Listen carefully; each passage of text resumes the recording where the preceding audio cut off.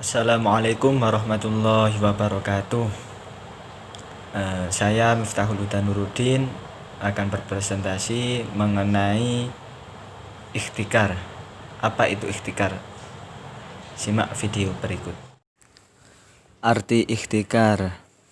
Ikhtikar secara etimologi adalah perbuatan menimbun. Ikhtikar secara terminologi adalah menahan atau menimbun barang-barang pokok manusia untuk dapat meraih keuntungan dengan menaikkan harga serta menunggu melonjaknya harga di pasaran. Kemudian menurut Imam Al-Ghazali, mazhab Imam Syafi'i mendefinisikan ikhtikar sebagai penyimpanan barang dagangan oleh penjual makanan untuk menunggu melonjaknya harga dan penjualannya ketika harga melonjak. Dalam bidang ekonomi modern, ikhtikar dapat diartikan dengan lebih luas, yaitu monopoli. Monopoli sendiri merupakan bagian dari pemikiran kelompok kapitalisme. Ikhtikar menurut sahabat Nabi Muhammad SAW, yakni Umar bin Khattab, menyatakan bahwa ikhtikar ini tidak hanya sebatas menimbun barang, akan tetapi tidak menjual barang yang ada di pasar atau menjual dengan harga yang melebihi harga pasar setempat atau harga pasaran.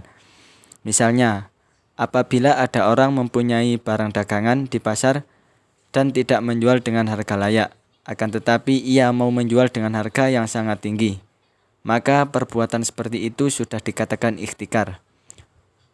Sahabat Umar juga menyatakan bahwa ikhtikar tidak hanya berlaku pada makanan pokok dan hewan ternak saja, akan tetapi pada setiap barang yang menyebabkan manusia menjadi susah karena kelangkaan barang tersebut seperti pakaian, minyak tanah dan lain sebagainya, itu merupakan ikhtikar. Selanjutnya adalah hukum ikhtikar atau penimbunan barang. Di Indonesia ini mayoritas menggunakan mazhab Imam Syafi'i. Ulama Syafi'iyah menyatakan bahwa ikhtikar haram hukumnya.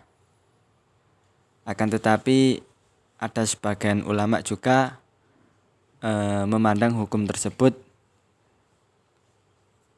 makruh.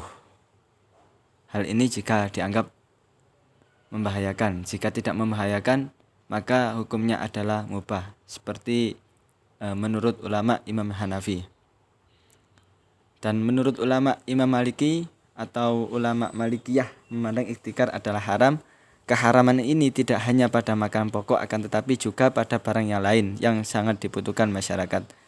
Selanjutnya menurut ulama Imam Hambali menyatakan bahwa ikhtikar adalah haram karena akan berakibat kehancuran terhadap masyarakat dan negara.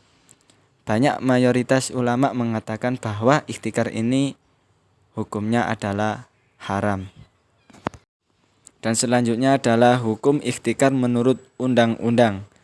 Pasal 107 Undang-Undang Nomor 7 Tahun 2014 tentang perdagangan menyebutkan pelaku usaha yang menyimpan barang kebutuhan pokok dan atau barang penting dalam jumlah dan waktu tertentu pada saat terjadi kelangkaan barang, gejolak harga dan atau hambatan lalu lintas perdagangan barang sebagaimana dimaksud dalam pasal 29 ayat 1 dipidana dengan pidana penjara paling lama 5 tahun dan atau pidana denda paling banyak 50 miliar rupiah.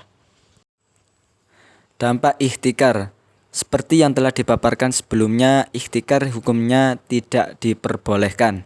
Sebab praktek ikhtikar atau penimbunan barang ini mengandung kecurangan, ketidakadilan dan sangat membahayakan terhadap stabilitas ekonomi serta menjadikan persaingan yang tidak sempurna. Dengan adanya ikhtikar tersebut, itu berarti hanya ada satu pihak yang sangat diuntungkan, dan pihak ini termasuk minoritas dengan mengorbankan pihak mayoritas. Dan ini adalah masalah ketidakadilan dalam masalah ekonomi. Padahal Islam memberikan porsi yang seimbang antara kepentingan umum atau mayoritas dan kepentingan pribadi atau minoritas. Di samping mengandung ketidakadilan, ikhtikar atau penimbunan barang juga menyebabkan krisis yang sangat fatal dan sangat mengancam stabilitas ekonomi. Ihtikar juga menyebabkan kesulitan bagi orang lain serta menyempitkan ruang gerak mereka untuk memperoleh kebutuhannya. Dengan demikian, praktek ihtikar akan menghambat kesejahteraan umat manusia. Selanjutnya adalah tindakan pemerintah. Tindakan pemerintah terhadap rakyat harus selalu berorientasi pada kemaslahatan orang banyak. Oleh karena itu, pemerintah harus mengadakan pengawasan terhadap pasar. Pengawasan pasar ini berguna untuk menjamin berjalannya mekanisme pasar secara sempurna. Pengawasan pasar pernah dilakukan oleh Rasulullah SAW. Beliau melakukan pengamatan secara langsung ke pasar untuk melihat harga dan mekanisme pasar. Apabila ada harga yang tidak sesuai dengan mekanisme pasar, maka Rasulullah menegur pelakunya dan memberi nasihat tentang perilaku pasar yang baik. Sekian dan terima kasih.